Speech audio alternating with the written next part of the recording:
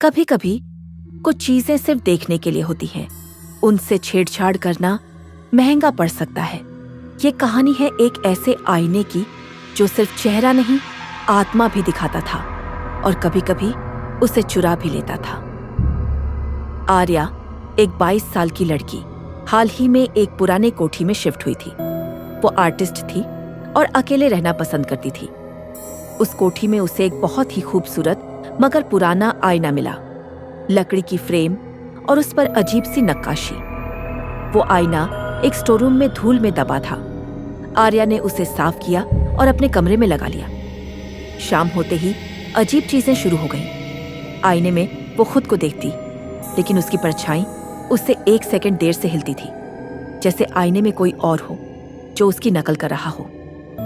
पहली रात उसे सपने में वही आईना दिखा और एक अजीब औरत जिसके चेहरे पर चेहरा ही नहीं था, सिर्फ एक काली परछाई। अगले दिन जब आर्या ने आईने में देखा तो उसे अपने कंधे के पीछे कुछ चलता हुआ दिखा, लेकिन पीछे मुड़कर देखा तो कोई नहीं था। हर दिन वो औरत और करीब आती गई, आईने में और फिर सपनों में। एक रात आर्या की चीख सुनकर पड़ोसी दौड़े। दरवाजा अंदर से बंद था।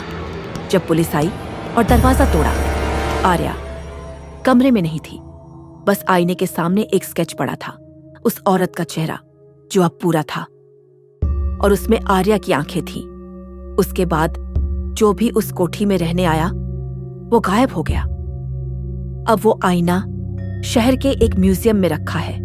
लोग कहते हैं अगर आप ज्यादा देर तक उस आईने में देखो तो उसमें कोई आपकी जगह लेने आ जाता है और फिर आप रह जाते हो सिर्फ एक परछाई बनकर उस आईने के अंदर हमेशा के लिए।